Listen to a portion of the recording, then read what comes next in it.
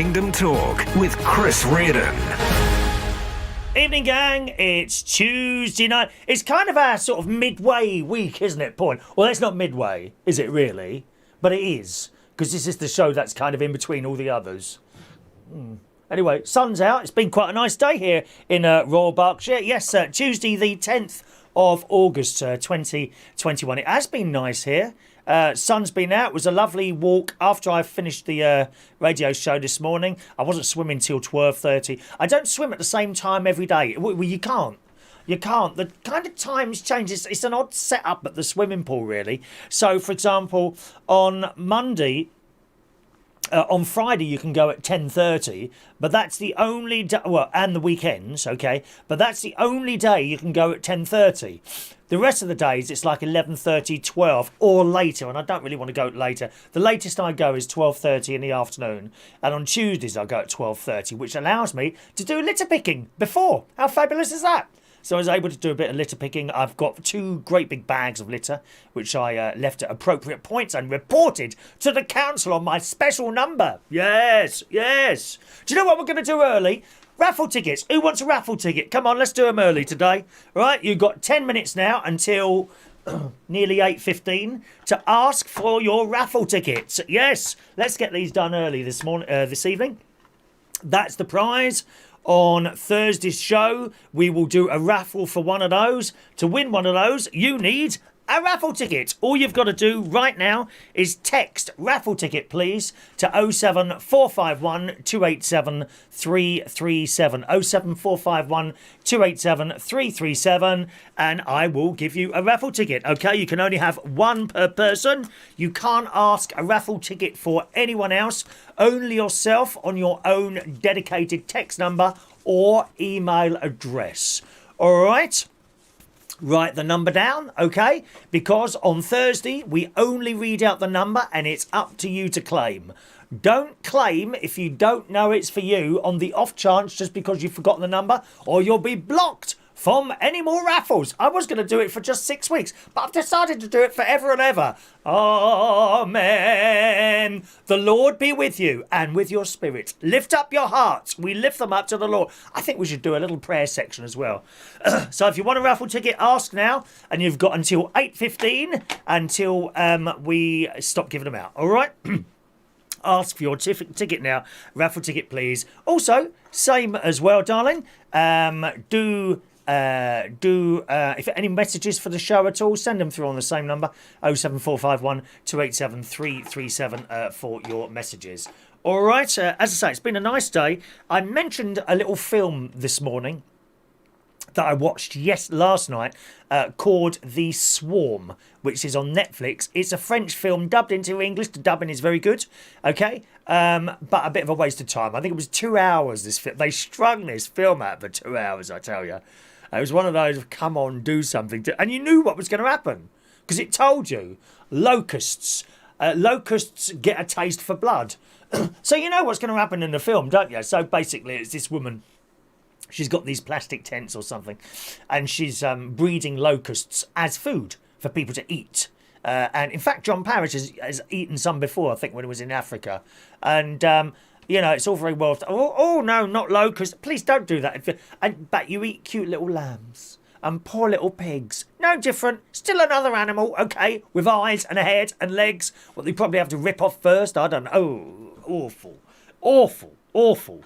Anyway, she breeds these locusts and she's not doing very well. And then they accidentally get a taste of someone's blood. Okay, then they start attacking people. But she wasn't sure what was going on. So this bitch gets her pet dog, right? And gives it to the locusts to eat. And she opens this thing and this little dog, and she closes the zip up. Poor bastard has been eaten by the locusts. What an awful woman. And I think she goes a little bit mad, to be honest, this woman. Oh, horrible, dear. Horrible. And I won't tell you the ending, but it's good. It's good. No, it's not good. It's not good. But if you're bored and you want 2 hours and you think, just watch that for 2 hours and you think, why did I bother watching that? Called The Swarm on Netflix. Don't bother. All right. Also, I mentioned on the radio show, lovely Maureen mentioned that the new series of Pose, Pose, which is about gay life in the 80s and the 90s and the whole terrible AIDS epidemic that happened then. Well, it's still around now, but they treat it now with drugs, and it's not so much of a death sentence. But that's on there, and of course all the music of the time and all that. I was watching episode 2 today, and it's got Pride. Pride, a deeper love. Pride, a deeper love. Pride, a deeper love. Oh. That one, yeah. Very, very good, dear. Very, very good. So do watch that, boys and girls. Pose Series 3. It's all on the BBC iPlayer, or if you haven't got internet or iPlayer, it's on Sunday nights on BBC Two Colour. All right, just a couple of little things for you to watch there. Let me see. Where's my little things? I've got things to do here as well. Oh, I made a doctor's appointment. Now for my tinnitus, which, as you know, it got suddenly worse about 2 days after my second Astra spaceship vaccine. That was back in May. So May, June, July. Oh, that's 3 months now, And you think, oh, well, it should have settled down by now. If it was that, maybe just one of those things. Two things happen at the same time sometimes, don't they? So it might not be that. Anyway, I got a telephone appointment, which actually isn't until the 23rd of August. I've got to wait till the 23rd of August for that. How long is that? What is it today? Oh, it's the 10th, is it? God's sake, time is just so quick. So that's, what's the day? 10th? Oh, it's about 3 weeks' time, but it's not an urgent thing. It's just this constant buzz in my head all the time, which sometimes most of the time, I must admit, I can ignore. But as soon as you start listening for it, you can hear it again. Doesn't seem to affect my hearing, okay? I can hear quite clearly birds singing. I wake up to the alarm on number 2. That's 2 out of 10. The TV downstairs tends to be on numbers between 10 and 15. I think there's about 40. I can hear my footsteps when I'm walking. So I don't know. Don't seem to affect my hearing, fortunately. It's just like this constant buzz in the head all the time, which is very, very annoying, really. There we go, one of those things. Still here, aren't we? Can't complain. Well, let's do some raffle tickets then, my darlings, and see where we are with those. Evening to Rachel Wheatland. Good evening, Rachel. Evening, Rachel. Welcome along to our show. Evening to Sherry Parish, who says, good evening, Chris. So happy to see you again. Steve Allen's back, by the way. That's all for now, and hello to your avid viewers. Thank you very much, Sherry. Don't forget, you want a raffle ticket? Text ticket, please, and I'll give you a raffle ticket. Leslie Ross, ticket number 241 for Leslie Ross. Thank you, Leslie. Ticket number 241. Quickly, you've got 6 more minutes left to ask for your raffle tickets today. Evening to Vera. Good evening, Vera. Raffle ticket for Vera. Ticket number 242. Thank you, Vera. Ticket number... let's have a look. Are you sure you sent... He's still not got your prize, have you? Oh, well. Fran Green. A very good evening to Fran Green. All right, so they're all our people who are with us this evening, gang. If you want a raffle ticket, remember, text now 07451 287 337 and say, raffle ticket, please, and I'll sort you out a raffle ticket. All right, you've got 5 minutes to do that. Only 5 minutes to do that. Now, I must say, I'm people that I'm not a fan of, right? There's few people in the world I'm not a fan of, as you well know. People with not much talent. That being said, these people are often very good business people. Katie Price is one of them. Katie Price is absolutely a very good business person. She knows what to sell and what to do to herself to make loads of money. She does. I mean, she must be. She must be a very, very good business person. Gemma Collins as well. I'm not a fan. No talent there as far as I'm concerned, except for the talent of making lots of money. She knows what to do to make loads of money, Gemma Collins, doesn't she? She doesn't need talent. Don't need the talent. She's just obviously got her finger in all the right pies, always has done, and is able to make a lot of money. Does that mean I like her? No, but it has to be said. These people are very good business people. If your goal is to make loads of money, fine. I'm not. I'm not very good at that. But The Sun. And I have to say, I feel incredibly sad for Katie Price when you see a picture like this. I mean, look. Why? Putting herself through that pain. And I feel sorry for her. I feel really sorry for her that she finds it necessary to go through so much there. To go through so much for all that pain of having nice different lips or different cheeks or something like that. And it's from The Sun, actually. The Sun is reporting Katie Price screamed and sobbed. I really feel for her. I'm not just saying this. I feel for her, really. Katie Price screamed and sobbed as nurses pulled blood-soaked tubes out of her arms after surgery. I think she's got the old bingo wings. I mean, who of us on here hasn't got those? Except for the people who are about 10 years old, yeah. Every gory moment of her operation and recovery has been filmed for her YouTube channel and at times made for uncomfortable viewing. So she's doing it for the YouTube channel. Thousands of people watch the YouTube video. She makes money. You can make money off YouTube. You need thousands of people watching. I don't have any of that, I'm afraid. You do need thousands and thousands of people watching your shows to make any sort of, small amount of money from YouTube. She's obviously got them.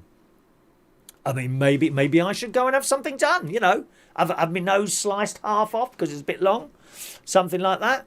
Could have it sliced off, couldn't I? Do you mind if I have a little sip of tea? Do you know, I've forgotten to bring in my my cup of water. Let's go and get my cup of water. It says, one hard to watch moment shows nurses removing Katie's drainage tubes as she lays bandaged, bruised and swollen in her hospital bed. She said, so I'm just having these drains taken out, which I'm not looking forward to. I'm not even going to look. I'm such a baby. It's all done for the camera. I mean, you couldn't put on the fact that it's hurting, could you? I mean, it must be hurting her to do this. Must be, mustn't it? As a nurse proceeded to pull the tubes from her arms and feet, Katie screamed in agony as fiancé Carl stood by her side. I mean, shouldn't he be trying to talk her out of doing this sort of thing? Her boyfriend at the moment. Despite the pain and comfort, Katie insisted throughout she was pleased to have the procedures, which included an eye lift and full body liposuction. The former glamour model, 43, looked in a bad state after leaving theatre. And we'll have another little look at there. Where is she? There she is there, darlings. Look. I mean, terrible, isn't it? She looked in a bad state. Wow. Shivering underneath blankets, she complained she was cold as she was moved from the trolley onto the bed. Awful. Carl appears shocked, saying to the camera, I didn't know what to expect, but she looked like she was in so much pain, but I stay here anyway because I've got a bed because I was supposed to be in one. Eh? But I'll stay here anyway because I've got a bed because I was supposed to be in one. Someone not doing the editing right again. And I'll just be here all night and try and look after her. Well, I hope you will. And there's a picture of him like standing over her. I don't know. I was just crazy. She's had so many facelifts and bits done to her. But I really feel for her. I really, really feel for Katie Price having all this work done. It's just crazy. Just crazy. All right, thank you, Fran. And there we go. Right. Lines are now closed for the raffle tickets. Thank you for your requests for raffle tickets. Here we go. Ticket number 241 for Leslie Ross. Thank you, Leslie. Ticket number 242 for Vera. And ticket number 243 for Fran Green. Thank you very much. There we go. There we go. Tickets done. No more tickets today. More tickets for you tomorrow morning on our little radio show. I thought we'd get that done early Nice and early today. All right. 07451287337. Texts. We can open the phone. There's an email address as well. Chris@unitedkingdomtalk.co.uk. Lee, good evening. Lee sending in an email here. Looking smart as usual. Yeah, I've been ironing shirts actually, Lee.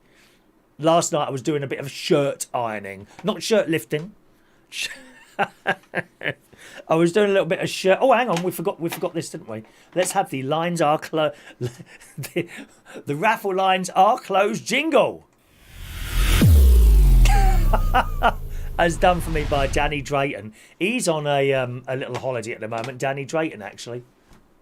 He's on a holiday on a caravan site, and He paid. He's got his own like tow around caravan, not static. He paid something like £350 for a week's. I think it's a week stay or 10-day stay on a pitch. 350 quid just to stay on the bit of land. It's outrageous what some of these people are charging at the moment for holidays. It really is. Anyway, Lee wants to know, did you hear about the other karaoke job? Actually, it's two in the pot at the moment. No, neither of them no at the moment, Lee. I don't hold my breath anymore because we had such a bad time about 3 or 4 years ago. I don't know if you were around on the show 3 or 4 years ago, but I kept having these karaoke jobs there was about 8 of them altogether, one after the other, almost starting, and they never did. Never did for some reason. Odd, isn't it? So I don't hold my breath. I just tell you once or twice about it. It's one in Hammersmith and one in sort of East London, Columbia Road sort of area. So I'm waiting to hear on both of those there. All right, thank you very much for asking. If you're in a chat box at all, or you're trying to send me messages on Facebook comment section, I'm afraid I don't see those. Okay, my darlings? To join in with the show, please send a text 07451 287 337 or use the email chris@unitedkingdomtalk.co.uk. We're fully up to date with the texts and the emails at this very moment. All right, I haven't got any sort of things waiting to be read out there. What was your worst ever portion of chips? Can you remember your worst ever portion of chips? I think I've told you mine many, many times. Not necessarily, bad, tasting bad. You know, what do you mean by the worst ever? Well, it could be the size, could be the taste, anything really. What you consider to be the worst portion of chips. I can name 3 for you. The worst portion, size-wise, which I've mentioned once or twice, I usually mention this about 4 times a year, is a place in Boston, in Lincolnshire, called the Chain Bridge restaurant, I think it is. It's like part of a pub. And they were the smallest portion of chips ever. And we had waited over an hour and a half for this food to arrive. There were members of staff sitting there eating lunch while we were waiting for our paid-for dinner, which wasn't late. It was about 12:30, 1 o'clock in the afternoon. You know, proper lunchtime. Why on earth there are staff having food at that time, I do not know. That's not how to run a restaurant. You run a restaurant, you fit in your meals with everyone else. Anyway, so this food eventually arrived. It was the small. I'm like, where's the chips? And this bloke just looked at me and said, well, that's a portion. That's what he did. Of course, we never went back there. That's about 3 or 4 years ago now. So that was the smallest portion of chips ever. The worst portion of chips would be either a place in Camden Town, sort of on the main road on the right-hand side, just before you get to Belushi's and turn right. They would just rank. I just have a portion. I just stopped at this place, got in the car and I opened them. They were blooming horrible. And also a place in Shepherd's Bush, which is kind of just down the road. You're going down Shepherd's Bush and on the right hand side is like a kebab shop. I mean, to be honest, I'm not a fan of chips from the kebab shop. They never really taste very nice. Often they're too oily and greasy going on in there. Not really a pleasant experience having those. So they're my worst chips ever. Some of the best chips we have been in Skegness. You know, the trawler's catch. Never find a complaint in there. And there's also a little place around the corner, which I can't remember now. that my sister has taken us to there once. Oh, by the way, they're back off holiday. Yep, my sister and brother-in-law arrived back in the UK from Cyprus. From Cyprus yesterday. They went straight home, and then they got to stay at home for 10 days, apparently. And she is staying at home, incidentally. None of this sneaking out. Because they come round and check, you know. Oh, yes. People, we've seen it in the papers. They come round and check that you haven't left the house. I kid you not. Absolutely do they. They come round and check. So be warned of that. What about do you remember your worst ever portion of chips? 07451287337. I'll tell you what, we'll open the phone line early as well if anyone wants to call in about their chips, okay? 02081443477 if you want to call in tonight. That line's open now, although it is coming through a brand new mixer. And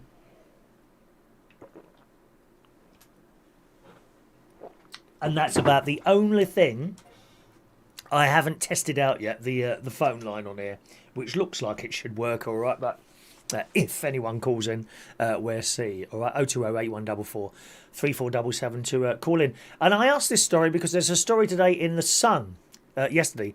This girl, Chloe Fetcher, she'd been at a house music festival. I think, actually, someone was mentioning the other day that... I just got an email from Diane. Is O2 playing up again? Let me see. Yeah, I haven't got a text from you, Diane, at all this morning, tonight. Looks like we've got another problem with O2 again. Oh dear. Is it really? So I've got an email from you there. Let's do it on the email then. Yeah, 244 Diane. 244. This is nothing to do with me. Nothing to do with me. Okay. Diane Jeb, there you go. 244. There's no... I don't think there's any emails coming in from me. O2 again. Why is it always O2? Well, I wonder why that is. It's always O2. Thank you, Diane. Anyone else want to try that? Use the email if you can't get through. All right, Chris at UnitedKingdomTalk.co.uk. Use the email. I don't know why we're having trouble with O2 at the moment there. Strange. Anyone else not get a raffle ticket? Just send it through there, okay? Evening to George. George says him and Lily got a kitten. Oh, lovely. Lily. One is called Angel and one is called Lucy. 2 kittens. I will send some pictures over to you tomorrow to show them in the show. Thanks very much, George. He's got kittens. Kittens. Meow. We like kittens, don't we? We do like kittens. Thank you. Rachel's on O2. Oh, no, Rachel's on O2. Testing, I'm on O2. So Rachel's on O2. Oh, maybe it is working then. Maybe not just for everyone. That's strange. Isn't it odd? Sometimes this works, sometimes it doesn't. Well, it's only recently we started having problems with this, isn't it? Anyway, we'll see what happens. Where were we with that story? I've lost that blooming story now. Oh, we're not flowing too well today, are we? We're not flowing too well. I think we'll finish at 9 o'clock tonight and be done with it, dear. Anyway, this woman, she got cheesy chips. I'm not a fan of cheese on chips. I mean, God's sake, there's enough calories on a portion of chips, let alone smothering with cheese as well, isn't there? You know, and tomato sauce. A mum has bemoaned the worst cheesy chips of her life. Do you like cheesy chips? George, do you like cheesy chips? It just kills it, to be honest. She says she's had the worst cheesy chips of her life, leaving foodies in horror when they discovered she was charged £7 for the laughable riff-off. £7. Now, I know some of you lads who go to football matches. I've seen the prices of burgers that you have there. Didn't someone report the other day they'd been out somewhere and was charged £9.50 for a bleeding burger? Don't buy it. Take sandwiches. That's what Vera would say. Take sandwiches, mate. Absolutely, take sandwiches. Yep. Make your own sandwiches. It's cheaper for you to buy a whole loaf of bread, a thing of butter, and I don't know, a packet of cheese or ham, whatever you want. Just make one sandwich with that and chuck the rest of it. I do not condone chucking food away. I'm just giving you an example. Making that one sandwich and chucking the rest of that away, that is cheaper than going to a BP garage and having a BLT. Some of these sandwiches are like £3.50. How are they getting away with it? Answer, people like me who have forgotten to do it and suddenly just tear into the garage. They can't be selling that many. But there are reasonable places to buy this stuff. The little Asian shop in Richmond I told you about last week. You go in there, the lad behind the till, cheese ploughman, so £1.49. Thank you very much. Very reasonable. Very reasonable. Oh, that's okay. Anything up to sort of £2, I think, is fair for a sandwich. £2 would be on the higher. BP Garage, £3.50. It's a meal deal. All that meal deal crap. How is a sandwich, a bag of crisps and a can of Coke a meal? It ain't. You was all hoodwinked into that. Meal. Please do me a favour. That is not a meal. Back to this story. This lady who's 23, she was dismayed to discover the festival's catering offering was all ridiculously expensive, so settled upon cheesy chips, which was the cheapest thing on there. £7 for cheesy chips. However, the hungry bartender was horrified to be handed out the poor quality chips with a few slices of orange American cheese slapped on top. Well, you shouldn't have had them, my love. You should have sent them back. Don't have them. You ain't handed over the money yet, have you? Remember that story of those idiots who went to Italy and got charged €50 for an ice cream? Well, why did you hand it over then? There you go, €50, please. Sorry? €50. I don't think so. Walk off. You haven't taken the item. Greedy people. After double-checking her bank statement, she posted the food fail online, where other social medias branded it grim. She said they were the worst cheesy chips I'd ever seen in my life. They were £7, very overpriced and poor quality. They didn't even attempt to make it look nice. They literally just slapped the cheese on top. Oh, God. The cheesy chips were the cheapest things there. The drinks were ridiculously expensive. Everything was. We were laughing at them, but didn't really think much of it. I looked at the photo of them the next day, but couldn't believe how bad they looked. Chloe was attending her her first music event since the start of the pandemic and looked forward to seeing headliner Joel Corey, who's recently had a very popular song in a tune called Bed. I think it's called Bed or something like that. When she grew hungry, she was shocked that the caterers dared to dish out the disappointing cheesy snack. £7 for a portion of chips, eh? I mean, to be honest, even now when I go to in chip shops, when I go in chip shops now, if I'm charged sort of what's a large portion of chips now? It's sort of around the £2 mark, isn't it now? Something like that. See, I remember being in the Scouts. You used to go up a place called after Scouts, 10 o'clock, I think we finished, 8 till 10, something like that. And then we used to walk from the Scout Hut, which is sadly no longer there. First Roehampton Scouts, gone. No Scouts in Roehampton at all. It's so sad that. So sad. We used to come out of the Scout Hut and walk along Roehampton Lane, cross the Roehampton Lane, and go up Roehampton High Street, and there on the right would be Nick's Chip Shop. And be me, Philip Thompson, Steve Short as well, I think. And we used to have chips outside, about 25 pence or something like that. Those days are gone, aren't they? Those days are well gone, aren't they? Oh, well, never mind. That's how it is. Time moves on, dear. Time moves on. Do you carry this secret, men? Let me show you a little picture here. Who still does this? Look. Oh, little cutie. I don't know which one I want to sleep with more. Him or the teddy bear, to be honest. It's a bit of a toss-up between... Oh, perhaps that's the wrong expression to use. A bit of a toss-up between the two. I'd like to be between that teddy and that man there. Which one do you fancy more, the teddy or the bloke? Make your mind up time, everyone. Yes, indeed, it's make your mind up time. What would you like today? Oh, dear me. Anyway, so this bloke here, bless his heart, don't say his name there.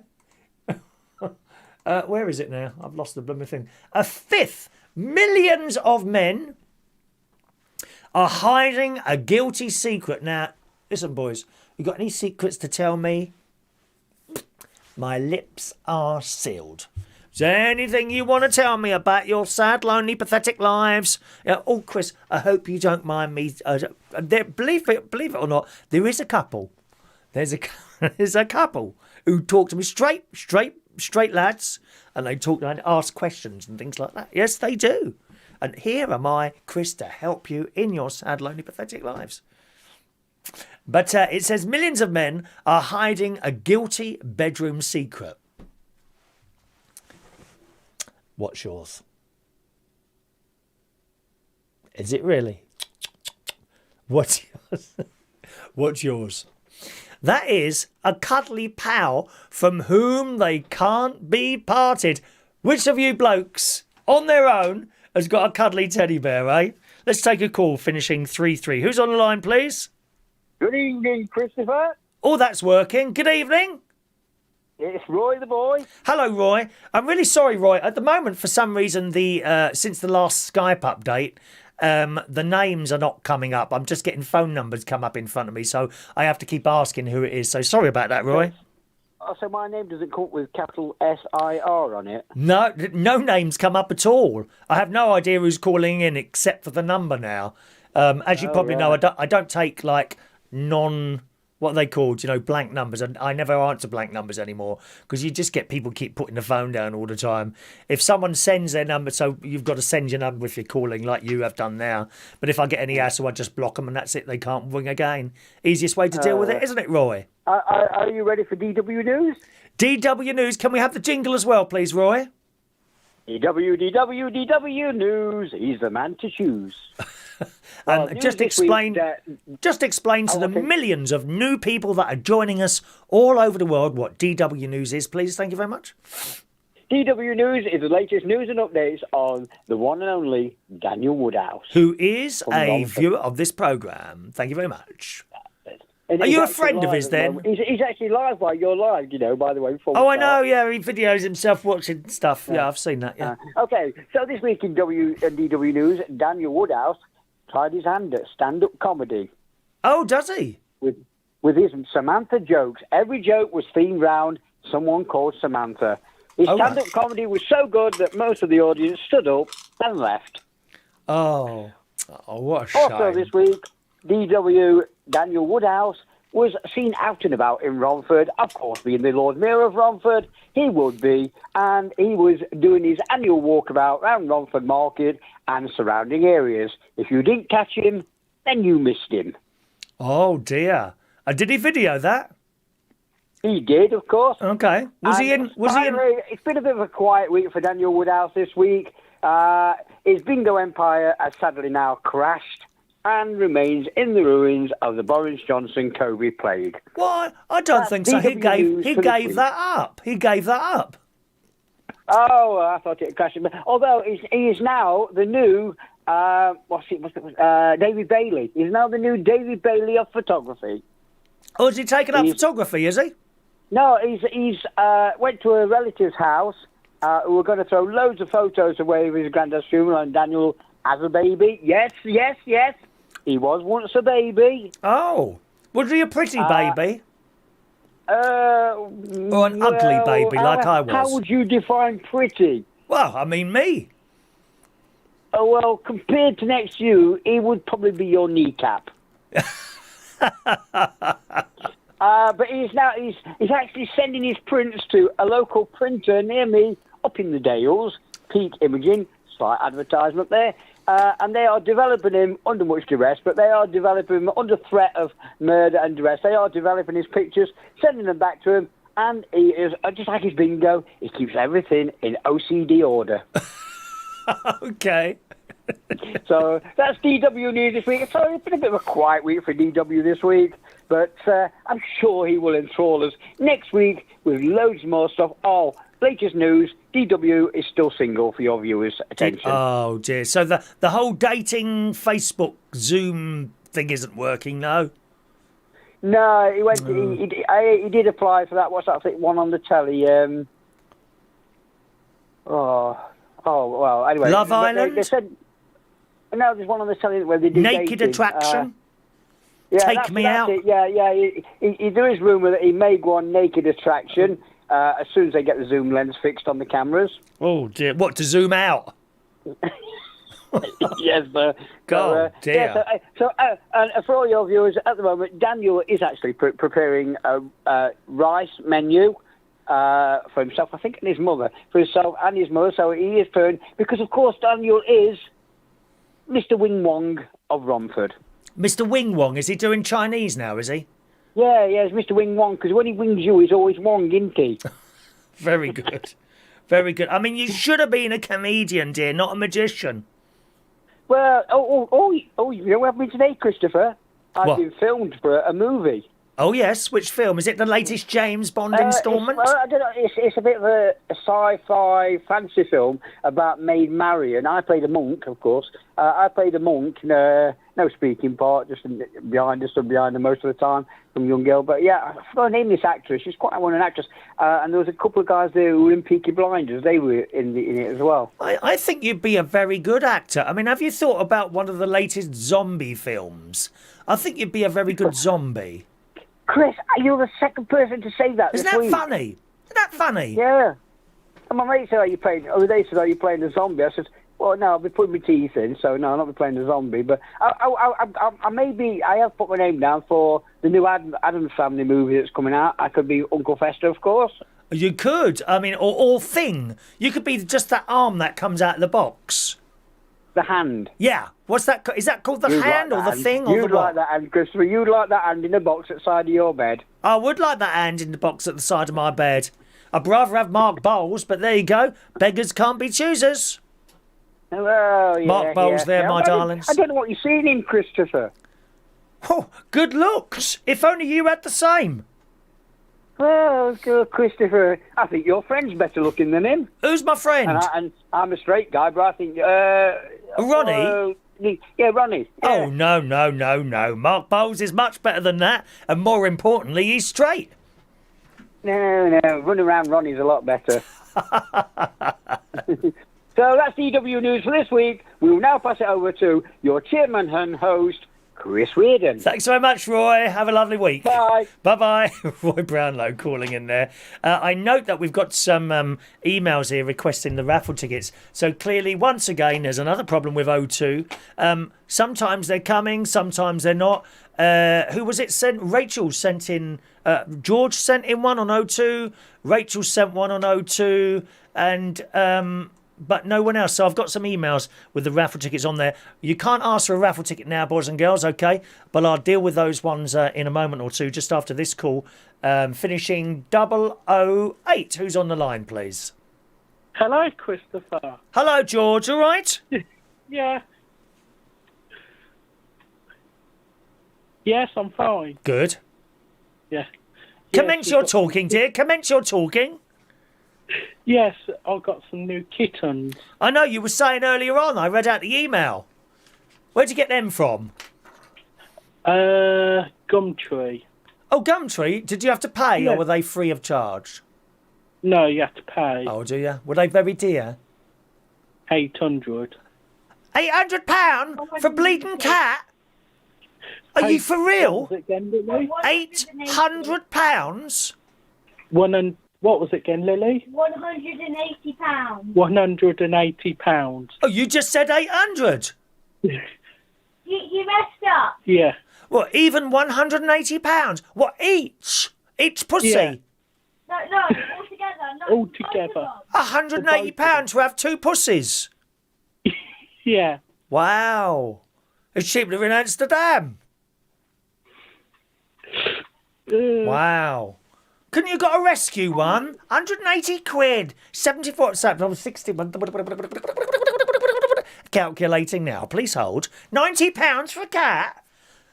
Yeah. Surely you can get them free of charge. Go round and look. Just nick one from someone. Huh?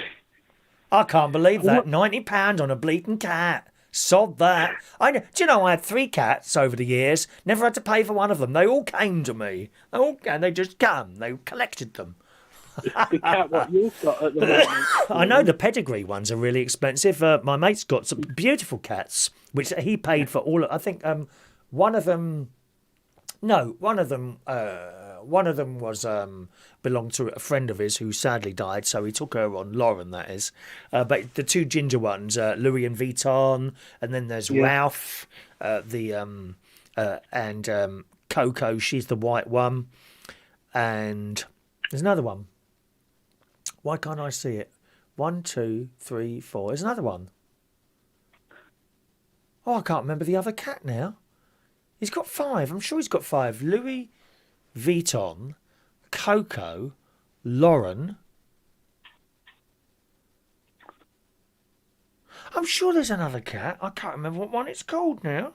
Isn't that weird? Yes. Isn't that strange and mysterious? Do you find that... Well, where's my echo now? Because that's on a different button now, and I mucked this up the other day.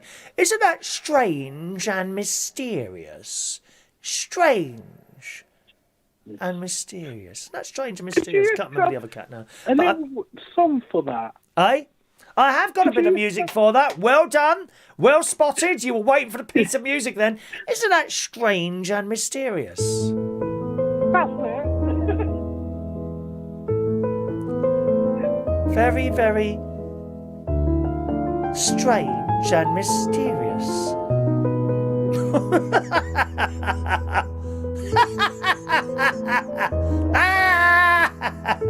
I need Rachel to do that, actually. Rachel's very good at doing occult type things. I think she's got a pentagram in her house. She's got a pentagram on the floor somewhere. I still like that. What was it? You've done an outro one before. Right. And you said I might be back. What was it? I might be back. Then you done that. Wahaha. Waha, I'm going to get you. Oh, this one. I'm going to get you. That one. Yeah. Evilness. Well, I'm sure you'll be very pleased with your 2 cats and Lily as well. I know you'll look after them. Yeah. Lily is next to me. Is she? Hi. Hello, Lily. Hi, Lily. Oh, bless. Well, enjoy your 2 cats, George, all right? Okay. Have a lovely evening. Thanks for calling. Bye, you two. Bye. Here we are, George and Lily. Oh, I've got new cats, bless them. How nice is that? We like a little cat there. Evening to Paul in Amsterdam says it's very rare that a defibrillator fails, but when he does, no one is shocked. Very good, Paul. Good evening to Shania. She's been here for the whole show, but the phone was upstairs. Well, you are naughty, Shania. Thank you, Shania. Evening to Daniel Woodhouse. Good evening, Daniel. Chris. All right. Yes, guess what? You've had DW news. I'm going to guess. You just said guess what? You just said guess what? The guess is you're not dead. No. I knew it. Unless this is the voice from up above coming down. The voice of evilness. Evilness. Yes, I'm going to get you. I'm going to get you. I'm going to get you. I like that scene in The Exorcist where their head swings out. Like your mother. I better not know. Carry on. Sorry. It sounds like the evil Skeletor. It is indeed. Yes, it is. Yeah. It is. I've got your emails here, by the way. We'll do it after this call, all right, the emails. I'm just waiting for the calls to finish, and I'll do the emails for you. But carry on. Yeah, you've had DW News. Yes. Now it's time for DW News Extra. DW, okay, let's have a jingle. All the bits. Sorry, we need a jingle. We need a jingle. Oh, what, from me? Yes, from you. No one else listening, is there? That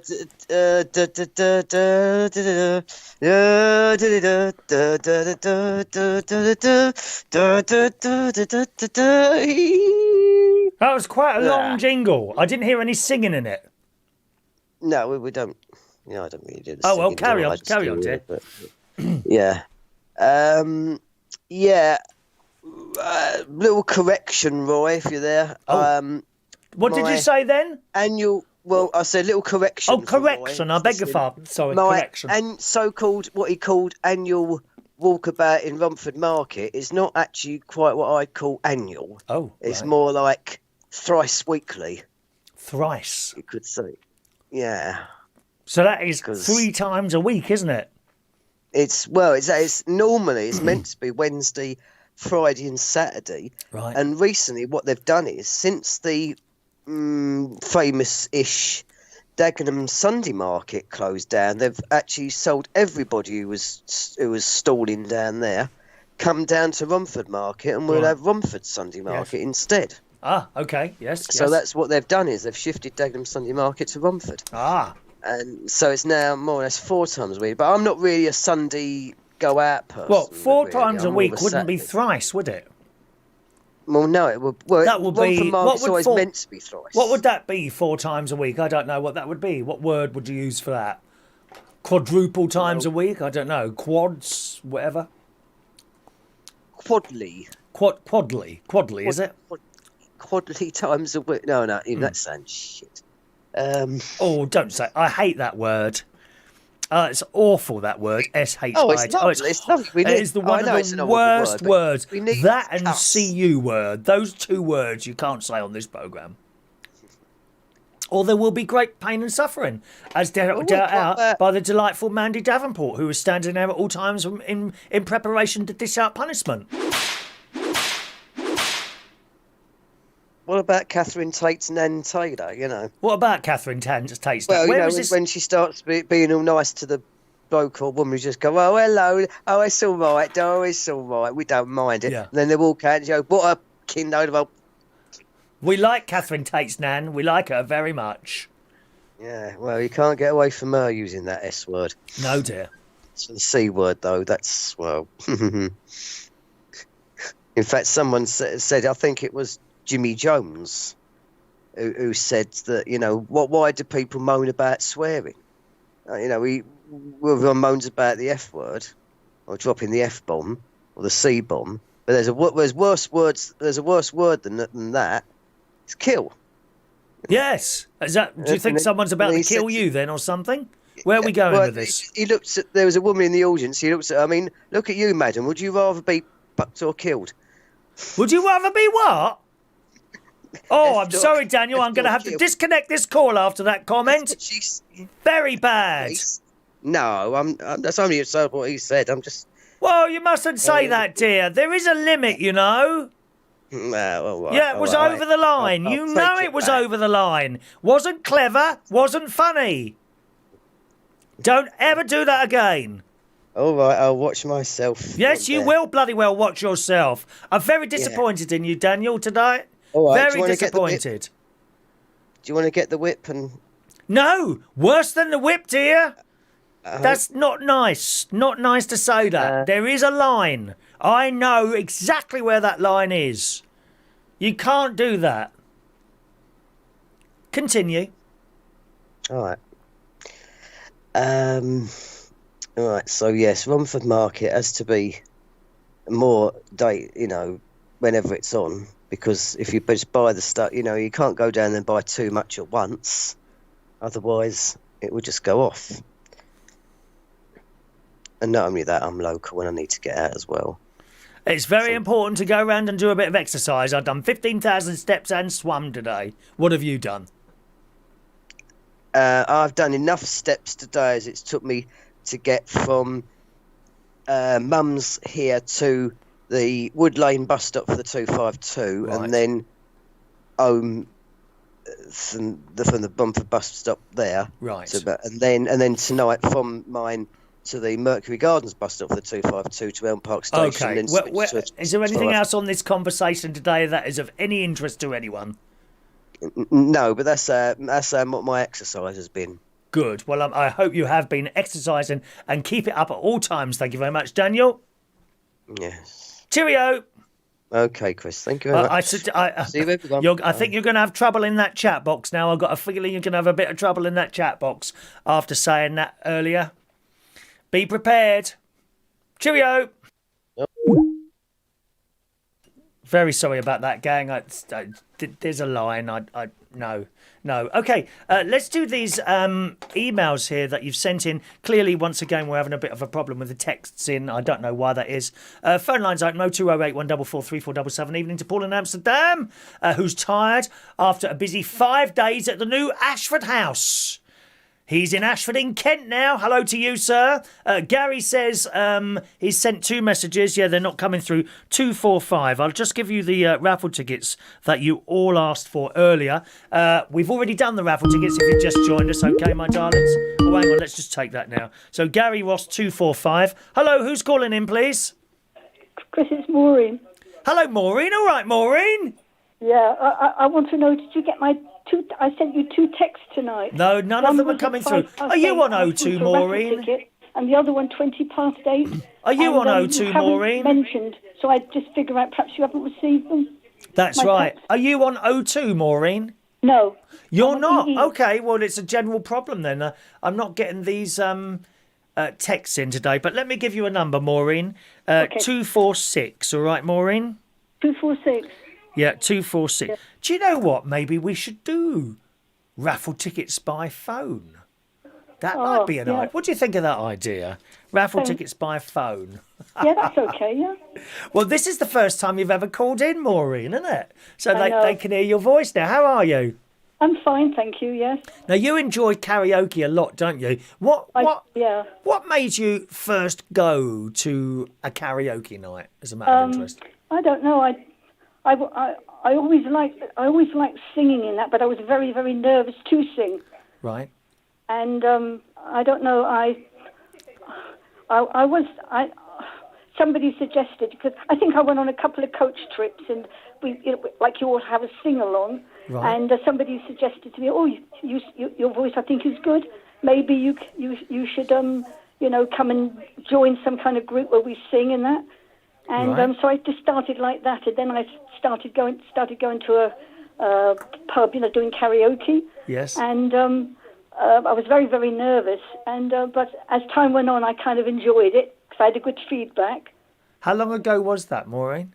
I think the first time I'd ever done, but I've only been doing it about 10 years or something like that. Okay. Do you remember the first one that you went to? You say it was on a coach trip, Yes, I went to one in Camden. I can't think what it was called, but it was... my first song was Crazy. I sang Crazy, and I was so nervous. I was holding on to the shaking. And, was you really? Then after that, from then on, then I started thinking, well, I kind of quite like this, and so quite enjoy it. Yeah, I really enjoy it. I know you do, my love. Chris has gone to check out one for you tonight, hasn't he? Down in yeah, that's right. Quebec. That is one I did about 4 or 5 years ago, and it was good. It was good then. I don't know what it's like now, but apparently it's under new management. I heard it's not Mark. Mark the DJ is not there. It's supposed to be somebody different. Oh, is it? Right. I don't know who's doing it really. I thought I can't do so many because I went to one Sunday night. Yes. And hopefully I'll go to yours Friday if it's upstairs. I don't particularly like it in the basement, Chris. Do you feel enclosed? I have to tell you, Maureen, yeah, actually... I don't like basements, full stop. I understand that, yeah, I understand that, yeah. The actual air circulation is actually, believe it or not, better downstairs than it is upstairs. I felt that was good, but I don't know, I kind of get a bit claustrophobic when I understand that, down in the basement. And also you have to keep going upstairs to the toilet. Yeah, it's a bit of a pain, isn't it? You could always bring a bucket in, Maureen. We don't mind. You could have a little, perhaps Chris could hold a blanket around you, so that no one can sing. No, I much prefer it upstairs, Yeah. Yeah, you can see the window, you can see light. I don't know. I just prefer it upstairs, Chris. I understand that. I have to tell you, all these. I'm getting a load of text through now that you all sent earlier on. They've literally just come through now, so they must have been stuck somewhere. But you got your little raffle ticket there, and that's all done, isn't it, my love? Good. So, do you know yet then what Friday whether you'll be upstairs or not? I don't. I'll tell you what. I'll ring up Duncan tomorrow, the owner. I'll try and convince him now to leave it upstairs.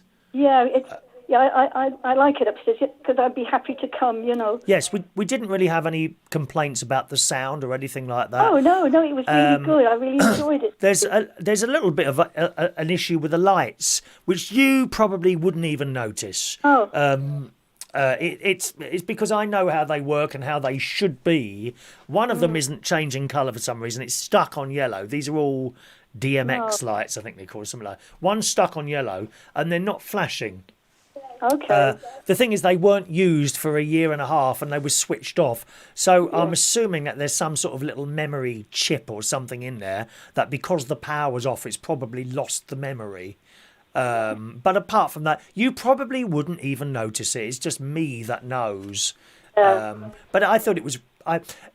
Atmosphere-wise, I think it's better upstairs. Sound-wise, it's better downstairs. Yeah. You see the people coming and going, and it's more lively, I think, upstairs. Yeah.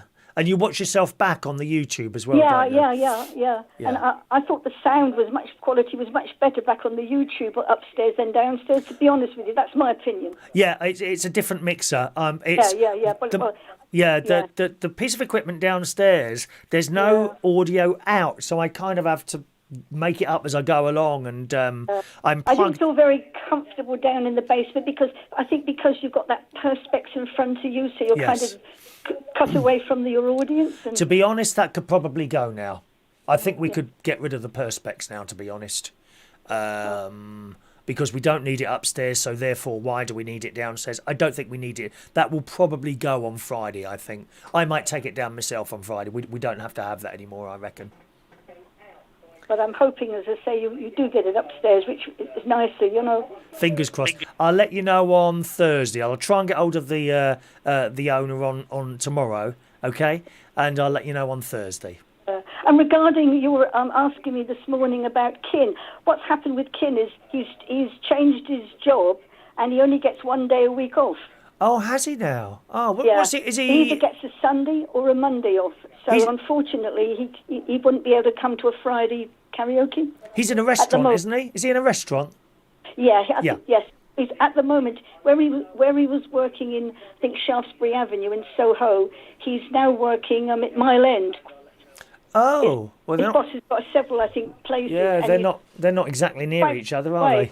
Yes, he only gets Sunday off or Monday off. Right. Okay. You have a choice, like, you know, sometimes if his boss is busy, then maybe he'd have to go to work on Sunday. Yeah, good. Yeah, something like that. Not to worry. So you see him on Sunday nights, do you? Yeah. He comes. Yeah, I see him on a Sunday night. Yeah, good. He's lovely. Yeah. All right, Maureen. Well, thanks ever so much for ringing in. You got your number there, didn't you, my love?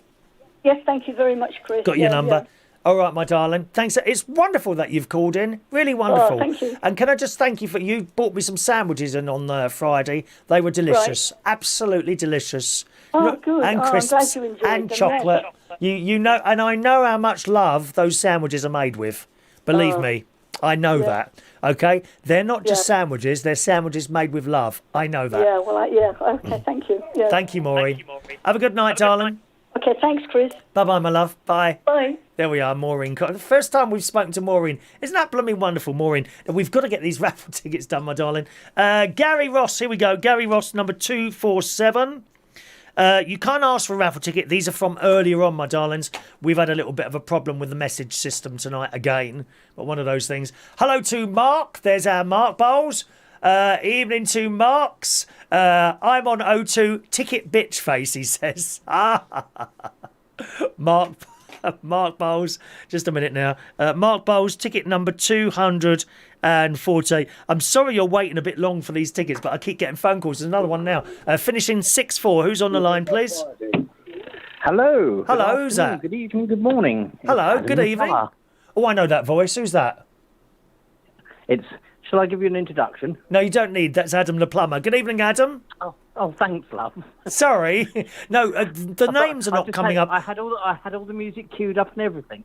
Yeah, the names are not coming on the on the Skype. Can you hang on a minute, Adam? I just want to do these tickets because people have been kind of waiting for these a while there. We had a problem with the text system to all numbers tonight, not just O2. And it's Reese. Reese, ticket number 249. Okay, Reese, ticket number 249. Thank you, Reese. He's been out biking today. Oh, I hope you had a nice time on your bike there, Reese. Thank you, Mark.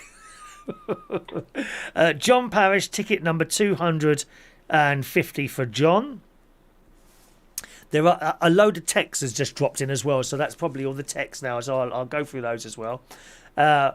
Paul Adams says, not really a secret, but I cannot sleep wearing any clothes. Me neither, Paul. I'm completely naked in bed. I don't wear clothes in bed ever. Never. Don't wear clothes. He says, I've painted half my face like a clown. Shit, then went for a drive. I don't think anyone else saw the funny side. You and your jokes. Thank you. Mark. Mark Bowles, you want to see these texts he sent me? Sadly, none of them include a naked picture of himself. I don't think I'd want to see a naked picture of anyone, really. I think there's a lot to be said for covering a bit with, trunks or something like that. Absolutely. Lee Toby says, our local chippy used to do bags of chips, a small cost, £10 medium, 10 pence medium, 15 large, hang on, small 10, medium 15 or large 20 pence. Must have been 1988. The price always goes up. It never comes down. Yeah, and this is a thing with like chips and things like that I'm sure you're aware of, Adam, where, how much is a potato? How much does it cost to buy a bag of potatoes? The answer, not even £1 in Aldi. So when you order chips, I want to see a plate full of chips for my £1 because it ain't cost you much, has it? Right, let's just... do you mind if I do these tickets first, Adam? No, go for it, Chris. I'll stand by. Jason Hughes there. Oh, I'm going to get confused here. 251 for Jason Hughes. Right, let me do these. And then if anyone's missed them out, you see I've got double messages coming through now. Rachel Wheatland, 252. Oh, it's all gone a bit wrong tonight. Never mind. Doesn't matter. Sometimes you get a complaint sometimes about things when they go right, like it's your fault. Do you know what I mean? People sometimes. Gary Ross, we've done Gary Ross, haven't we? Yes, there we are. 247. Tony King, thank you, Tony. 253 for Tony King. 253 for Tony King. Hang on a minute. Did we do you, Fran? Did I do you, Fran? I think I've done Fran, haven't I? I've done Fran. That came through as an email as well. So I'm getting all these things. Diane, I've done Diane as well. Maureen, I've done Maureen. There's Paul's email about the defibrillator now. Sherry, 254 for you, Sherry. Just hold off a little bit, my darlings, okay? Till I've done these. And once I've done them all, if I've missed you out, let me know. Charlie Ray, 255. Hello, Charlie. As I say, your messages are coming through very slowly tonight. I've just had a load of them, like 25 messages dumped in quickly there. So we'll see where we go. Rumble Bumble, hello to you. 256 for Rumble Bumble. Don't forget you can have a raffle ticket in the morning as well. When we do the radio show, we give them out on there. Evening to Mick, built in Scotland. 257 for Mick. Scotland. Thank you, Mickey. And have we done John Parris's ones? I think we've done John, haven't we? Yes, there he is. 250.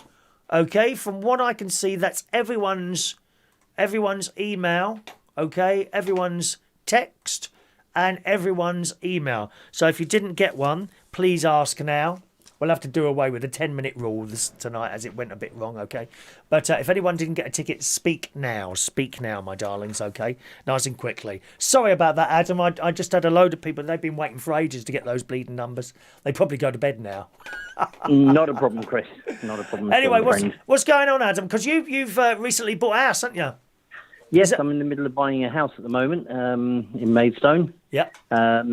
Just got the mortgage offer on Monday, so yeah. confirmed mortgage offer now. Yeah. And literally, it's one day after another. The stuff is just literally flying in. All the surveys are coming in, or the reports are coming in. It's moving very, very, very fast. Good. Even the solicitor said he's never seen it move so fast. You want to get this in? When is the stamp duty change? Is it stamp duty? Yeah, stamp duty changes on the 29th of September, 1st of October. So if I get it in before then, I'm going to save $3,500. Well, it's not a small amount. No, it's a lot of money. So yeah. We're working round the clock to try and get it in. Yeah. But me and Royston are at home at the moment for the next 10 days.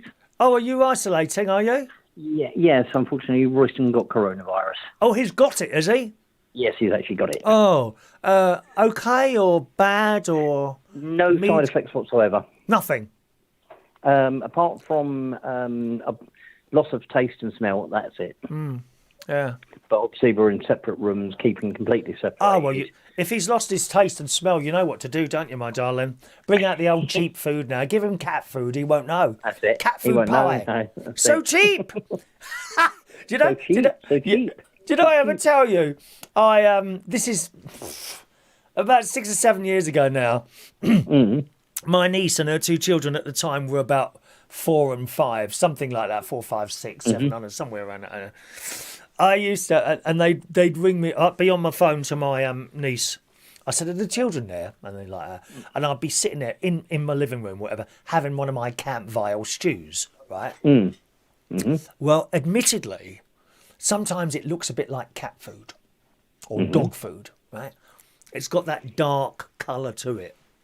I have been accustomed to one of your Canviles. And I'd bring them over. Oh look, it's Chris is on the phone, and they'd come over. What's he doing? I said, I'm having dinner. What is it? I said, dog food. No, it's not. I said, yes, it is. This is dog food dinner.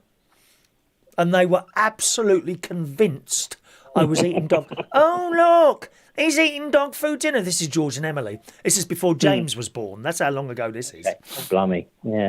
And then one day I went round, she said, bring us some round, I want to try that, my campfire stew. So I went round there with this little Tupperware box type thing. I knocked on the door. These kids have come running out, George and Emily. And then as I'm opening the door, they're trying to knock, Mum, no, he's here. Anyway, I managed to get the door open, and they're physically trying to stop me from coming in. No, Mum, don't eat the dog food dinner. And she's like, it's not dog food really. And George and Emily, they were so distressed. Yeah. It is. they're like, excuse me. It's dog food, Mum. He's trying to trick you. Love it. Oh, I love winding up these children. I love it. Believe me. Them. Yeah, so that's what's been happening in our world lately. Hence why I haven't had a chance to tune into your wonderful shows, but I'm back online now, as it were. Good. Have you got coronavirus yet? No, I haven't. I keep testing daily because we've got hundreds of the lateral flow tests. Now, I'll tell you something interesting, actually, though. Royston done 3 lateral flow tests to prove that he was positive, and then he'd done the PCR one, which is the one that. Oh, I'm losing you, Adam. Sorry? That's a really crap phone you got. You know, the years I've known you, you've always had that crap phone or signal. What's that? Your phone, we can't hear you properly. I've taken it off the Wi-Fi. That should be okay now. Oh, right, okay, it's fine now, yeah. Yeah, sorry, it connected to the Wi-Fi in the house. So Anyway, so on Friday we done the PCR, the lateral flow tests. Done 3 of those. They all came back positive. So we said, right, we'll send off for the PCR test, which gives 100% accuracy. Oh, so that came. I didn't know how it worked like that, because I did one of those self-doing tests. I don't know what it is now. Where is the box? Yeah, the lateral flow, the one where you dab the water, you dab the vial. Oh, I hated it. Yeah. Go There on. is a little trick. There is a little trick to that. I'll tell you about that in a minute. Okay. So basically, we've done 3 of the tests. Yeah. And they all came back positive. So then we sent off the PCR test, which actually tests to check the coronavirus is present in the body. Yeah. So that came back as positive. So okay, isolate and all the rest of it. And then today I said to him, just for a laugh, do a lateral flow test and see what it comes back with. We've done 2 of them. They both came back negative. So how on earth does that work? I don't know. I don't know whether it was whether it only lasts in the body 3 days, and then obviously you're infectious for 10 days, because obviously we can't go near each other for 10 days. It's a blooming mystery, isn't it? And the thing was that the NHS actually phoned Royston today to do their daily check on him, because they phone you daily to make sure that you haven't gone out anywhere. So they phoned up and they went, "Hello, Royston, it's the NHS here. Can you tell us what you've been doing? Been indoors, yada, yada, yada."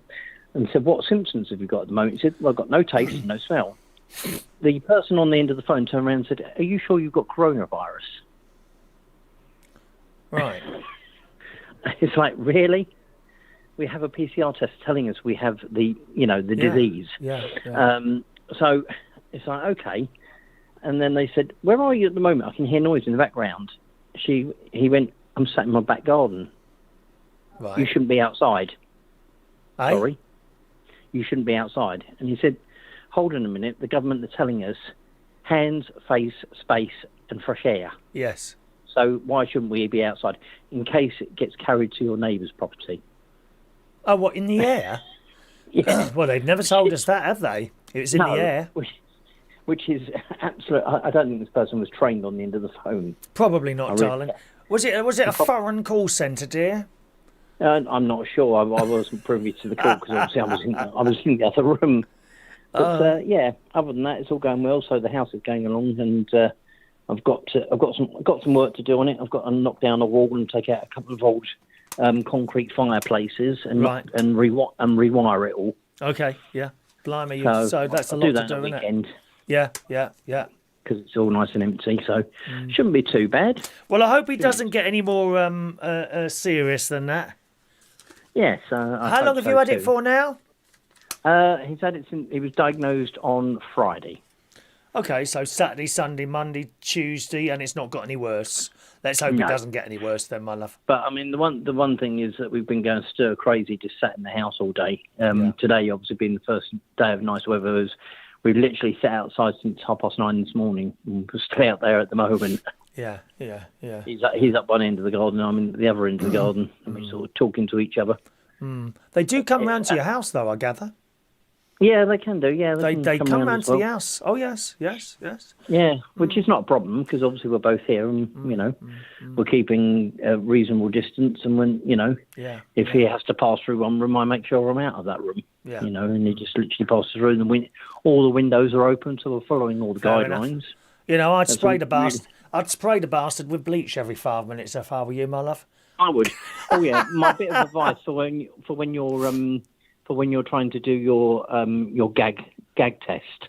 Gag test. Oh, I don't want to do that. Where you put that long thing down the back of your neck. Yes, go on, tell me. Gag on it. Right. What you do is you open your mouth wide and you go, ah. Right. So you sort of make a noise. Yeah. And that will make the tonsil vibrate, and therefore you can get the stick and rub it around it without it causing too much effort. To be honest, that's not the worst. The horrible bit is shoving the damn thing up your nose. Oh yeah, that's the other thing. I can't bear that. No, I can't stand having anything shoved up my nose like that. I don't know how these people, they do their bleeding cocaine and it's going up their nose. Oh no! How is that nice? Awful. Exactly. Awful. Horrible thing. I know. I've seen that over the years so many times. And you want a bleeding toilet system. Like, oh, no. Not for me. I know, horrible, not for me. I'm sorry. No, nasty. Nasty. So that's the news from the Adam household. Well, do tell Royston, please get well soon, my love. Yeah. I will. Would you like me to professionally sign off now? Yes, please do. Yes. Did you have some music standing by, did you say? Yes, here we go. Yeah. Ladies and gentlemen, this has been Adam the Plumber on the Chris Reardon United Kingdom Talk Show.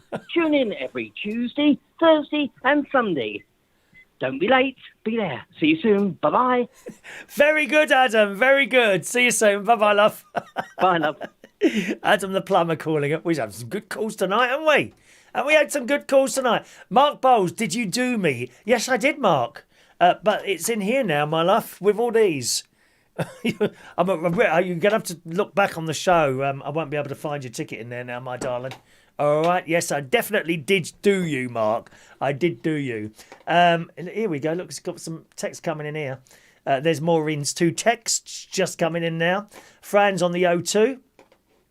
And Vera says that she loves cheesy chips as well. Do you love cheesy chips? It's not for me, Vera.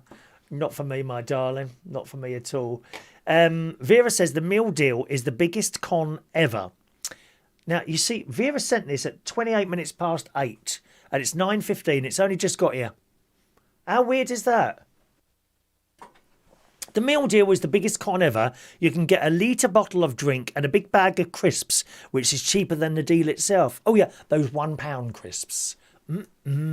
Oh, yes. You know, the Walkers, £1. Oh, I fancy one of those now. I ain't got any crisps in. I've got nothing like that. Tonight's dinner will be an apple and a banana. Well, last night I did break it. I had a hot dog last night.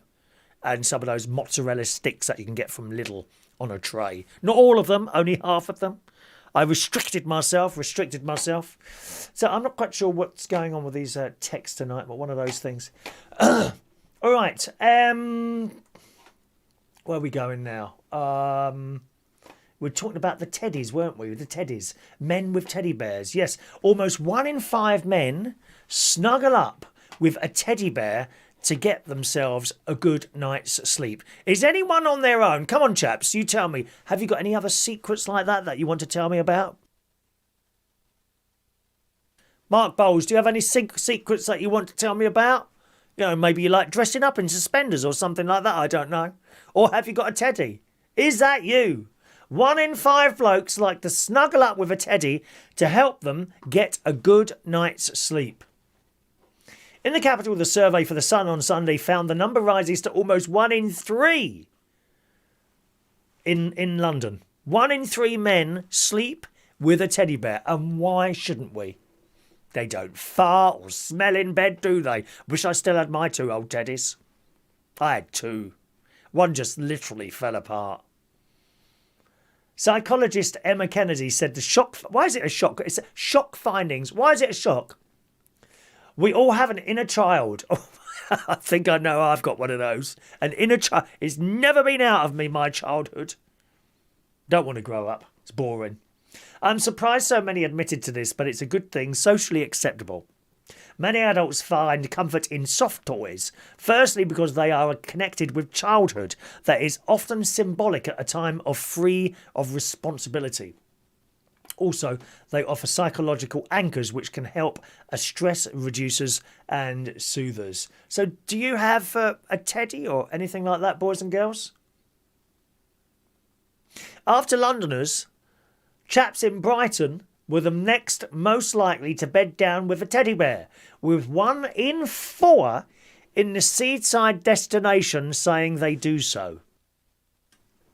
And let's be honest, lads, a lot cheaper than having another half. Once you've bought that teddy, you ain't got to keep shelling out, have you? Cinema, dinner, new sofa, new kitchens. You ain't got to do that. You've bought the the teddy. That's it, mate. 20 quid? Go on, you could spend 50 quid on a decent teddy, couldn't you? And you'll have it for years, and it'll never cost you another penny. Ah! Now you're interested, aren't you, lads? Come on, Mark, look at Tina. How much has she cost you this month? Ah? Meals out, this, that and the other? Oh, dear me. No! You either got to get a telly or a gay in your life. We don't cost a lot to keep. Well, some of them do. Across major cities in the UK, men in Belfast were the least... Here you go, Gary. Northern Ireland people, the men in Belfast were least likely to cuddle up with a cuddly toy at bedtime. Real men in there. Real men in Belfast, like Gary was. Real men. Innit? Just 7% admitted they did in Belfast. Oh, dear. Have you got any other secrets like that? Let me know about them. I mean, a text, we're having trouble with the text tonight. You can try it if you want, 07451287337, or you can call in 0208 144 3477, or send an email.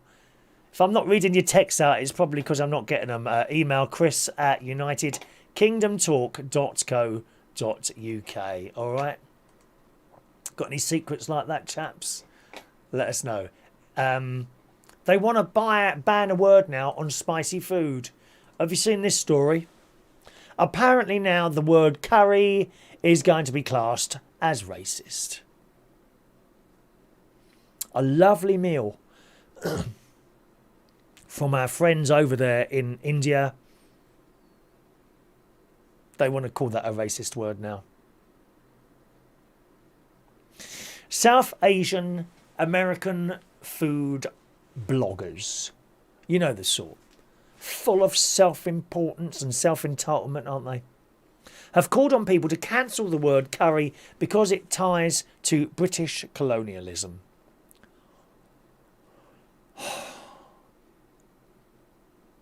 In the latest fallout since the increased scrutiny over our country's imperial history, critics say the word curry is used too often to lump very distinct foods from different regions together. What do you think of this one, eh?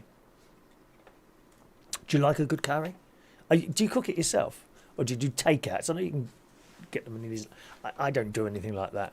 I've had, when I was eating dead animals many years ago, this bloke used to do us a beef curry at a place called the Golden Lion, which was in King's Cross. And I used to get there quite early to avoid the traffic, set up for a bingo night that I did. It took ages to do all this. But they used to throw in a meal for me as well, which was generally a beef curry. It was absolutely delicious, this curry.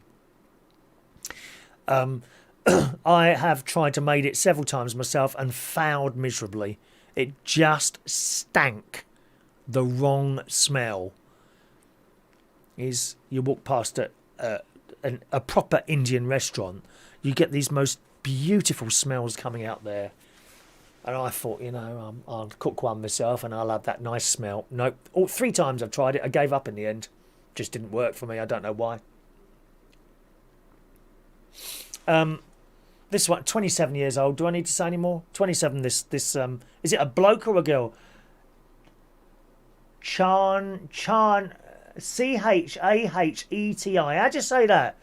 Chaheti, Bansal, 27. Okay, one of those ages, is it? Lives in California. Shares. Oh, it's a her. Shares her home cooking online. Shared a recipe which she called people to cancel the word curry.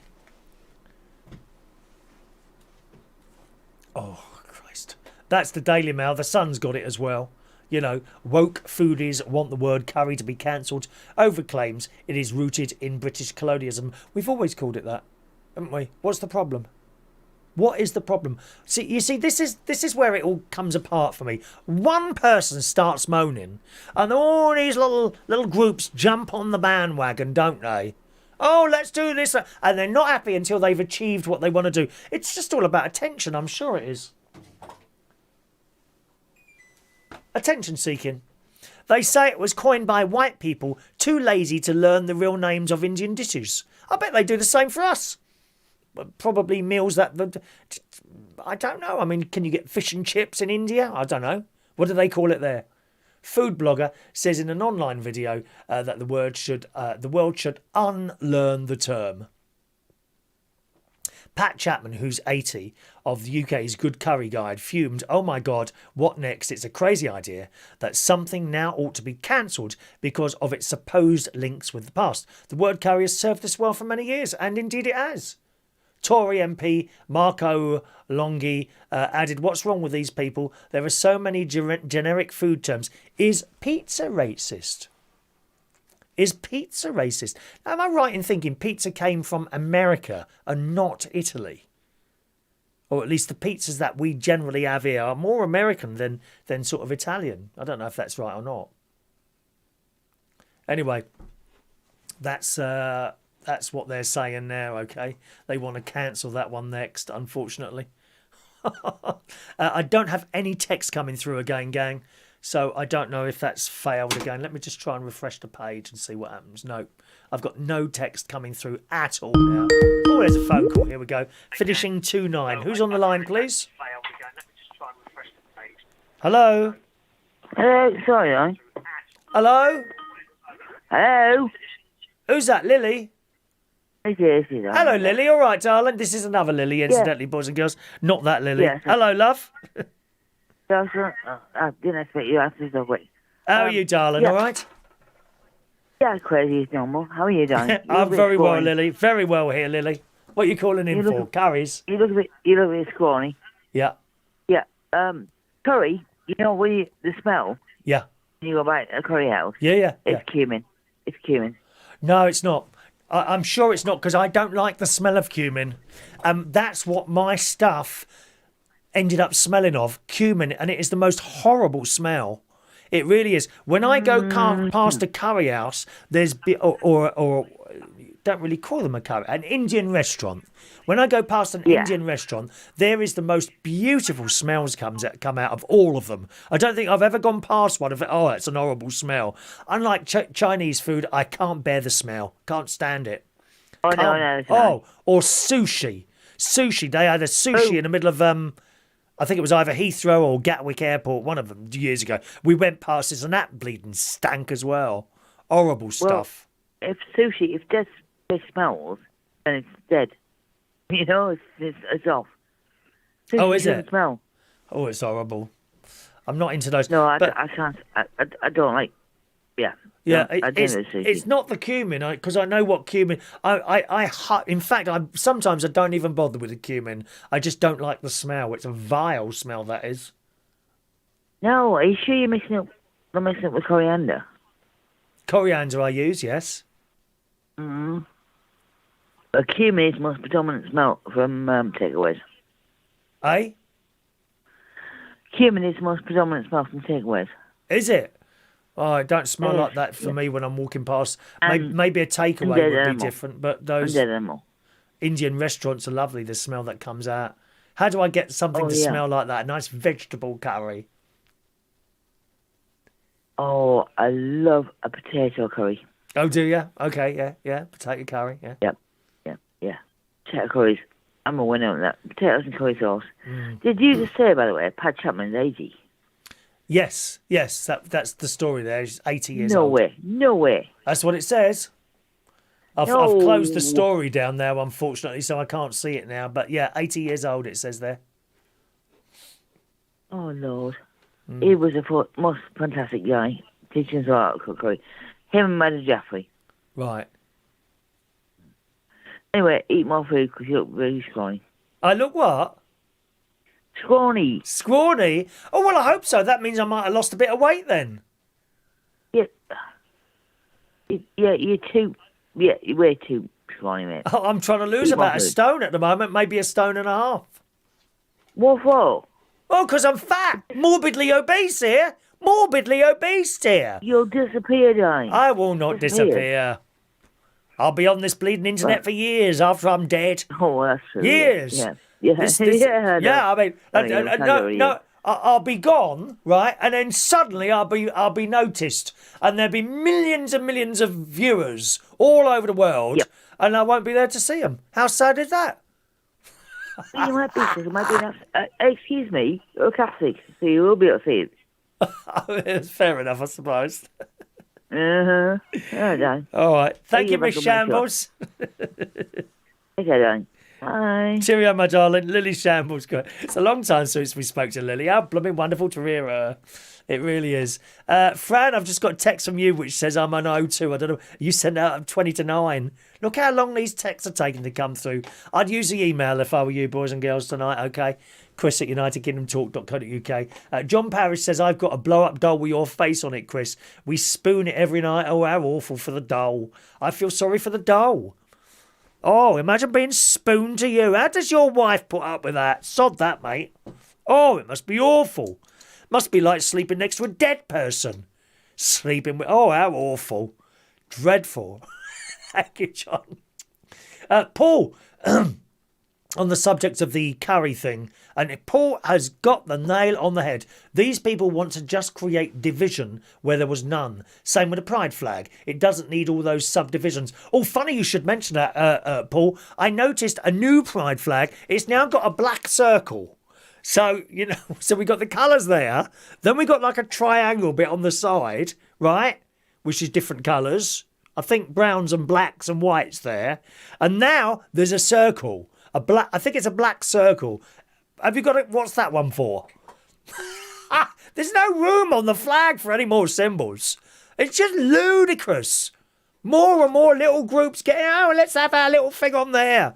Oh dear. What about gay men with cats? We are not represented anywhere. Are we? Gay men with cats need to be on the pride flag. Perhaps a little cat there. Perhaps a little cat symbol. God. Paul says, so pleased customs at Eurotunnel didn't check me. I managed to smuggle a bar of Galaxy chocolate and Warburton's crumpets into the country. Oh, you are funny. Thank you very much. Chris at unitedkingdomtalk.co.uk is the email address on the show tonight. Once again, if you're watching on Facebook Live, I don't know if anyone's watching on Facebook Live, I'm not in the comment section. To join in, you need to send an email, please, or you can try the texting, but that's not working too much. Roy Brownlow, yes, I'm sure you did. I'm sure that's a long time ago, that is, Roy. That's a long time ago. It would be in the pot here. It'd be in the pot with all the rest of them, Roy. Okay, mate. Just a reminder, gang, on the subject of raffle tickets, we did do that very early on in the show today, okay, the raffle tickets, but we had to go back on do them because the text numbers are not working. You can, of course, also get one of those in the morning if you're listening to my radio show, which is on tomorrow morning, just after 9 o'clock, okay, reachonair.com. My friend's on there at the moment, Mr. Ross Pat's out, so give him a little listen later on as well. He's very, very good. Very, very good, all right? Let me just clear those down. Okay.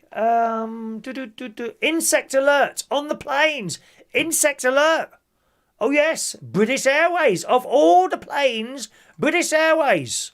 In the Daily Mail Online, British Airways is facing a safety investigation after 3 of its jets were grounded by insect infestations. Oh, God blimey, if we've got enough to worry about now. Insects on the planes now. Oh, just imagine sitting there. I mean, you wouldn't get it in club class, would you? It'd be down the back end where most of you lot sit. It'd be. I'm surprised that people don't pick up bed bugs and things like that on the aeroplanes, but they spray them, don't they? Or at least they're supposed to spray them. Don't spray them from anywhere. Certainly, when you get into Australia. Okay, the plane lands and literally someone walks up and down with spray. Spraying all the air. Seriously, that is exactly what happens in Australia. It's done every time when you land there. You have to wait a while and then they let you off. You know, you can put your hand over your mouth or something like that if you want to. That's all right, you know. But they do spray the entire aircraft whenever it lands in Australia. They've got some very, very strict rules about bringing fruit and stuff like that into the country. British Airways is facing a safety investigation after 3 of its jets were grounded by insect infestations seconds before taking off at Heathrow over a 3-day period. 2 of the planes were roaring down the runway when the pilots successfully abandoned takeoff after realising that vital speed centres were malfunctioning. Warning! Malfunction! Warning! Warning! Malfunction! Warning! Malfunction! Yes. Malfunctioning. I wonder what it's like to be on a plane and they abandon takeoff. That must feel something. Because this plane would be going along and then suddenly they have to slam the brakes on. Have you ever been on one of those? Or sometimes they can't do it, so they'd have to take off and turn around and re-land, don't they? I was on one of those. Yeah, what was wrong? I think it was something like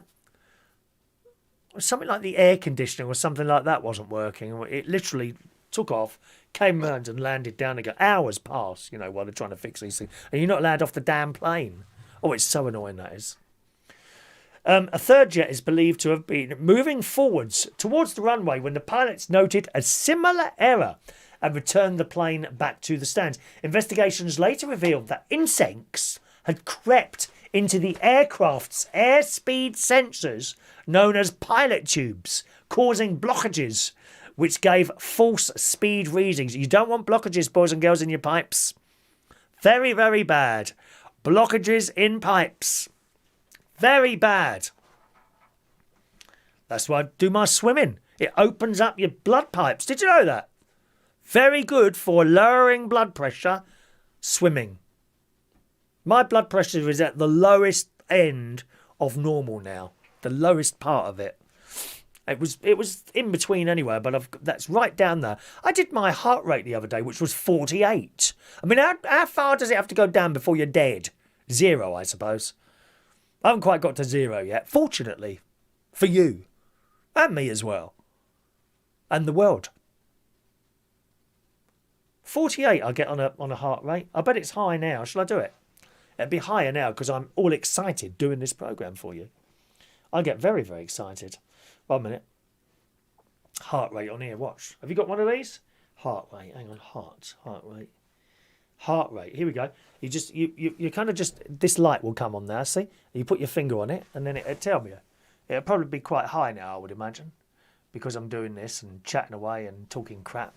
Hang on a minute, let's just bring that up there. There you go, can you see the little waves? I bet that's probably about 75 or 80 now, I would imagine.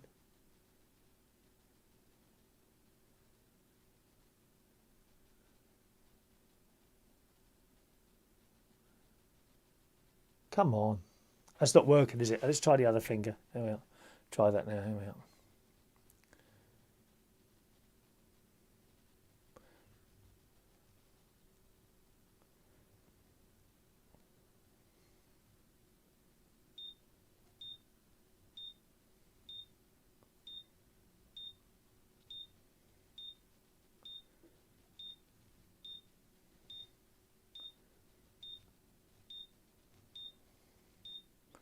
There you go, 66, 67 beats a minute. Oh, that's lower than I thought it would be, actually. So when you're excited and doing stuff, of course it goes out. But if I sit downstairs, watch a film, at the end of the film I might do it, it's like 48. It's low, isn't it? That's because of all the swimming. Back to this then. Investigations later revealed that the insects had crept into the aircraft's speed sensors known as pilot tubes, causing blockages which give false speed readings. Very dangerous, dear. Especially if there's a speed camera in front of you. Similar incidents are known to have caused aircraft to crash in the past because pilots and fly-by-wire automated systems can become confused by inaccurate airspeed data. Can you imagine all those wires and things on a plane, all those little tubes? I went to Brookside, some place. It's not too far from here, actually. It's like an aircraft museum. It's outside, and there they have one of the prototype Concords, and you can't believe all these tubes and things on this aircraft. It's amazing. All these tubes going through and what have you, wires all over the place. And this particular aircraft, it was very narrow, I remember that, and I thought, I don't think I'd want to be on here. It literally a very narrow metal tube. Not a pleasant experience. It says all 3 BA jets are believed to have been on the ground for periods of between 3 and 7 days when the insect contamination happened. Don't say what it was. I wonder if they were locusts from that film The Swarm. They're big locusts, huge things. Very, very big. Normally aircraft in storage are required to have special covers on their pilot tubes to help prevent insects or dust getting inside. Don't say what they were. Coronavirus is said to have put more aircraft at risk because they've just been sitting there doing nothing. You can put covers on and things, but still, sometimes things get in, don't they? You know, there was actually a lady. I was on one of the Facebook groups for caravan people, static caravan group or something like this. And this lady posted a picture. I mean, why? I actually didn't know. I really don't know. But could someone tell me if these are bees or wasps? And I took one look and I thought they're bleeding wasps. And they were all shit. She says they seem to be gathered around a certain point on the caravan, but they weren't getting in apparently. You do get that caravans are a bit susceptible to insects and spiders. Yes. They really are. I don't know how they get in. Well, probably when you leave the door open or something like that. There's all sorts of holes and things in caravans so you can let, gas out if anything happens like that, really. And she didn't know if they were. I looked. I said, they're wasps. How can you not know they're wasps? Oh dear. John Parrish says, "What a lovely lady Maureen is." You see now, John sent this at 10 to 9. It's just come in now. What a lovely lady Maureen is, Chris. Please give her a laugh. That's from John Parrish there. All right, Maureen. It's nice, isn't it? I'm really sorry. There's nothing I can do about these things coming in there. Reese says, I did send a text, but they aren't sending. No, didn't get your text yet, Reese. It's probably dropping a bit later on. I don't know what's going on there, all right? But Reese emails in, I have a teddy bear in my bed. It's called Gonky. Gonky. Oh.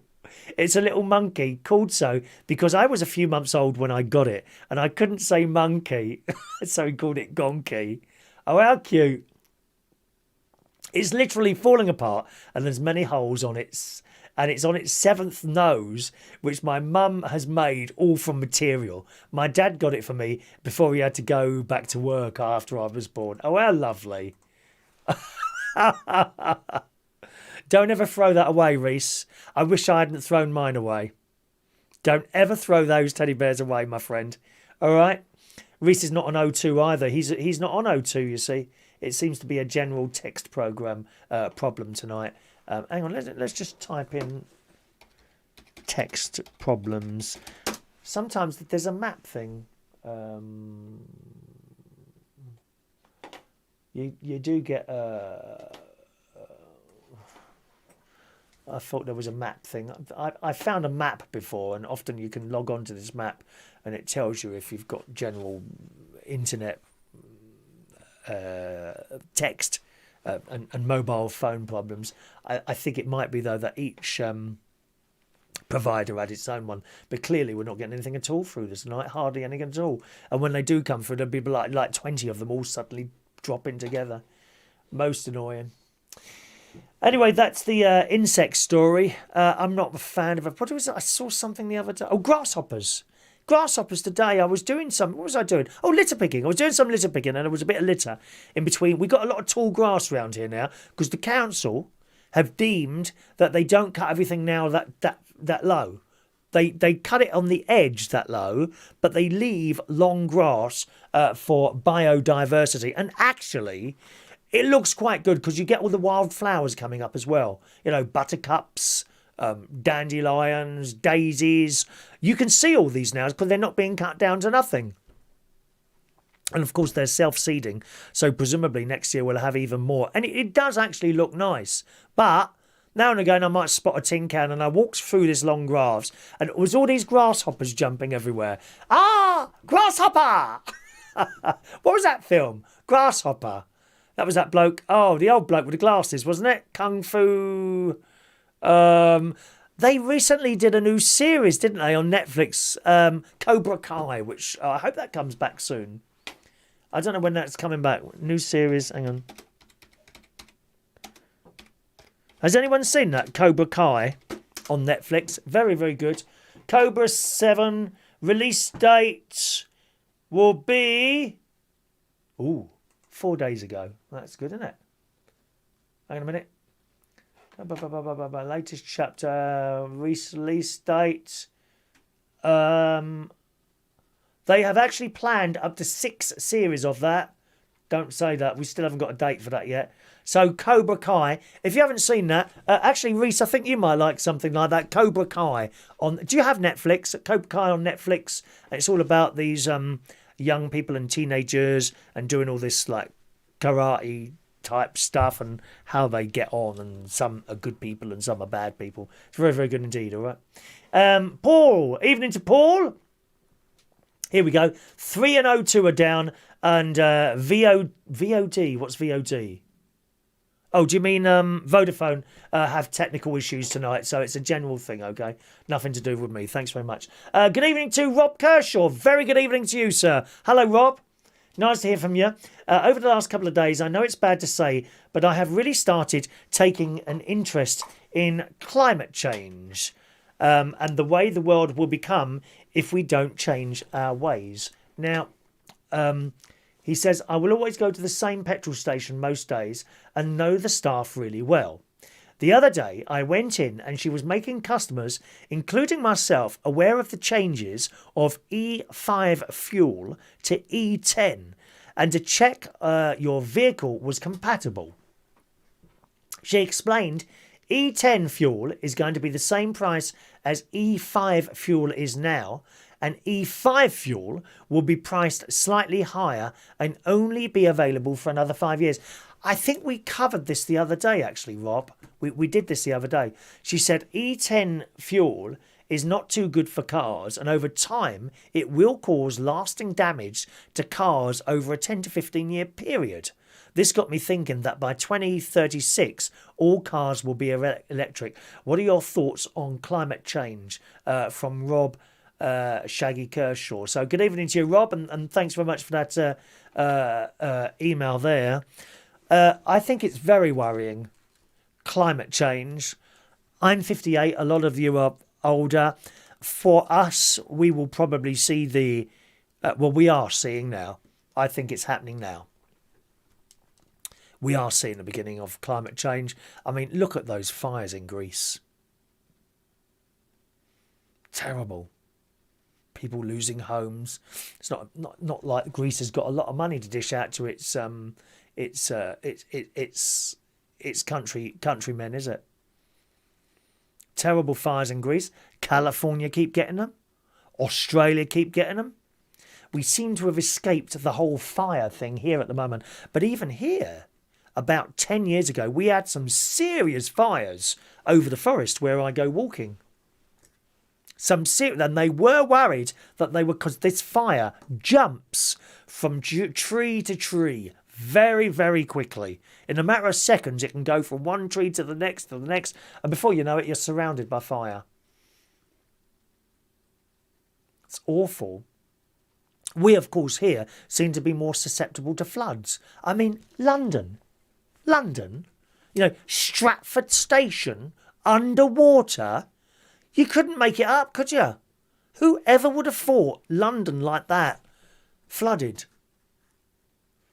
Of course, we saw a few years ago, big parts of Lincolnshire and Yorkshire were flooded. Do you remember that?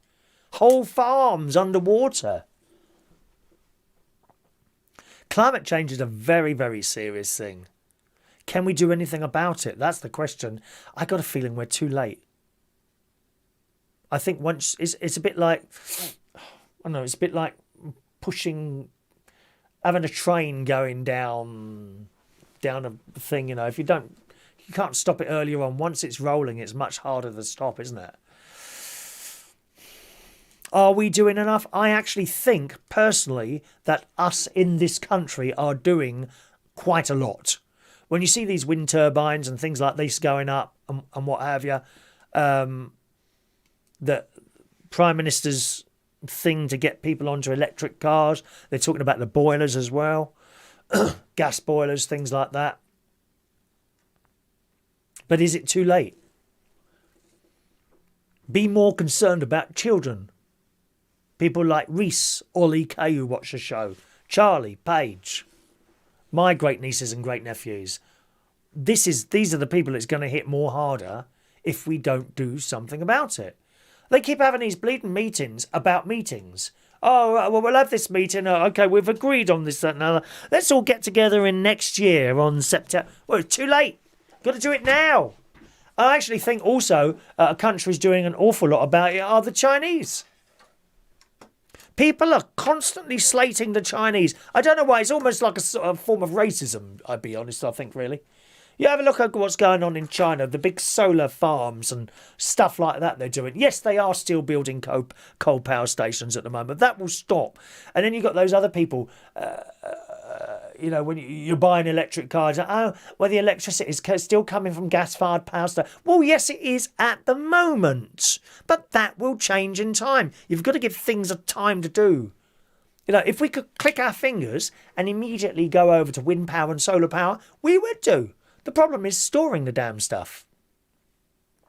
Collecting all that wind energy when we don't need it all at the same time and then holding it in some sort of large batteries. But the batteries are coming along thick and fast now. They must be, because now you can get a car and charge it and get like 300 or 400 miles on a charge. Only 2 or 3 years ago, you were lucky to get 120 miles on a charge. Now we can get 300 or 400. So translate that into battery storage for electricity coming off wind farms and things like that. It must be coming along fairly quick, mustn't it? Fairly quick. I'm sure it is. So that's my fault with climate change. We can never do enough. There are countries out there. Nuclear power is a way to go. Apparently, I'm really not keen on nuclear power because when it goes wrong big time. I'm really, really not keen on nuclear power. Electric and the way you make electric with the wind power and those sea things, they've got things in the sea, haven't they, bobbing up and down like that, and they turn some sort of turbine. Very good. But it won't be one sort of thing, you see. We've got to get a bit of wind, bit of sun, bit of waves. I don't know what else there is there. Rather than just in the sort of 50s and 60s when they just had coal. That was it. The only way to get electricity was to burn coal. Now we're going to have to change it and have all these little different things. Also with the infrastructure for electricity and all that, these power cables, they're used to bringing out the power from one location and that's it. Now it's coming from there, and there. Even when I'm up in Lincolnshire, where my caravan is, it appeared to me they were building this road, which kind of went across this bumpy road that I go down. Either side of the field were these two, they looked like roads to me. They weren't roads at all. They were troughs. And I stopped one. I said, is it a road you're building here? He said, no, these are the new cables to the new wind farm over in wherever it was. See, they've got to get those cables. There's no point in putting a bleeding windmill up if you can't get the cable to go from the windmill. And they're not like cables like this. They're cables like this. And that has to be transported somewhere. So there's a lot to be done.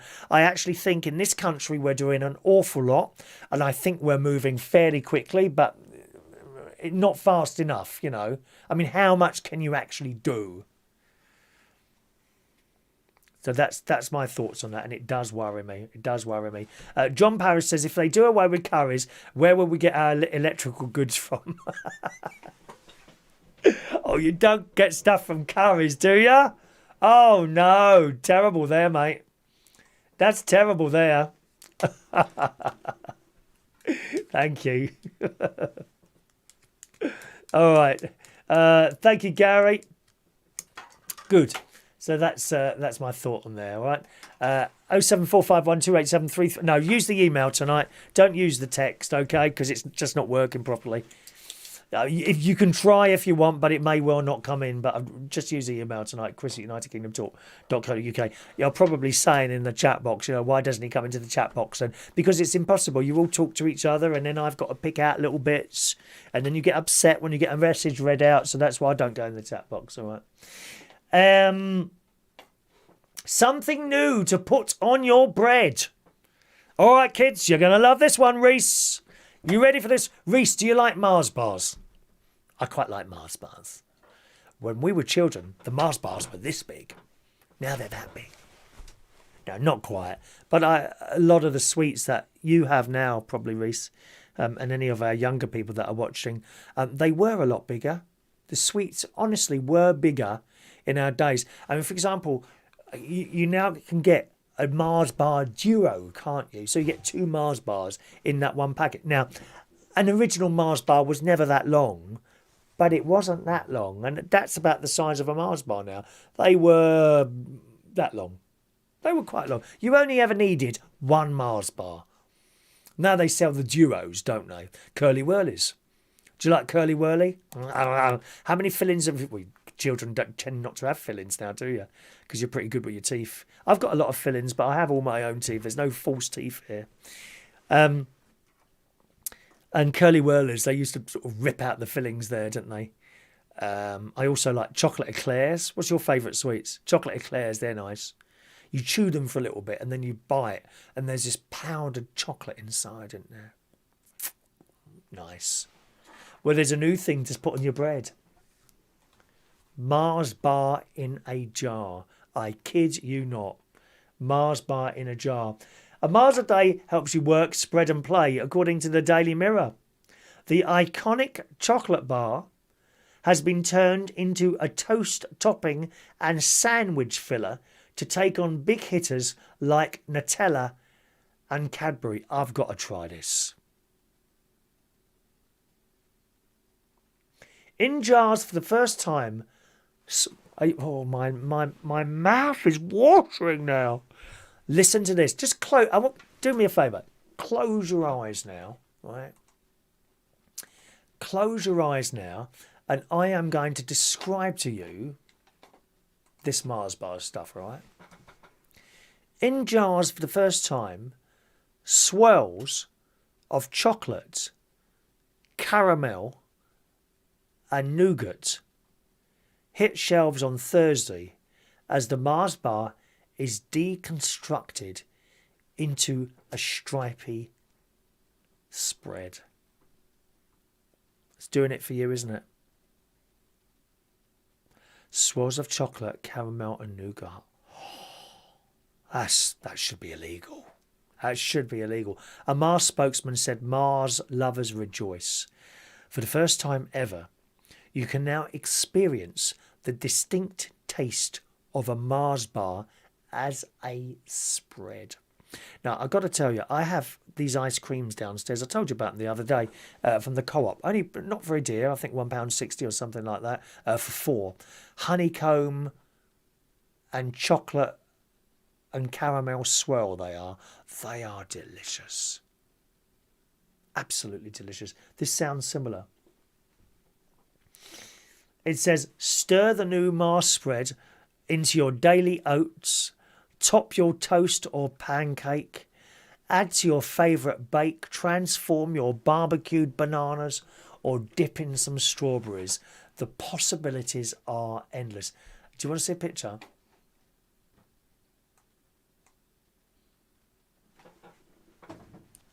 Do you see that? You're going to want one of these. I know you're going to want one of these. Right. Look.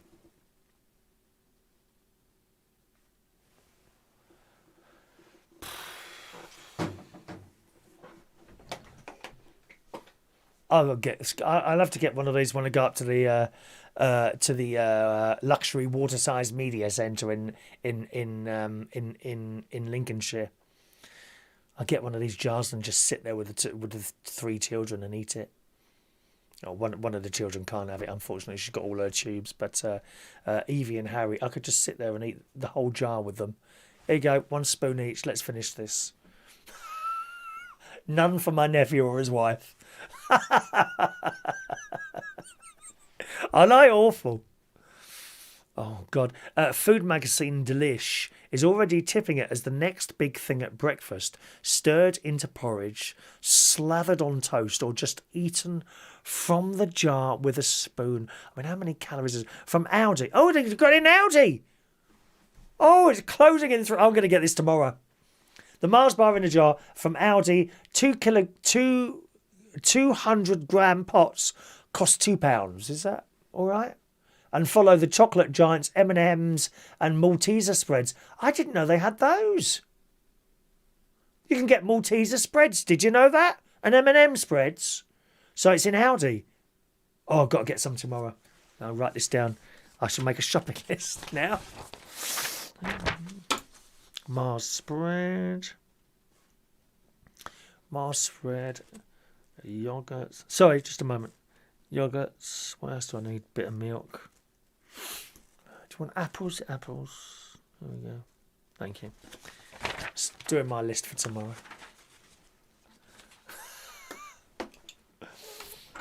Wow. That just sounds absolutely delicious. Will you be trying any of that? Eh? Will you be trying that? John says it's now been proven that vegetarians produce more methane than meat eaters with their farting all over the place. Well, not according to your missus.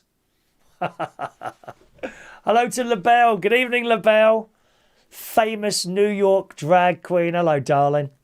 Hope you're well. LaBelle's with us tonight. Hello, my emerald-eyed bumblebee of summer magic. Thank you, LaBelle.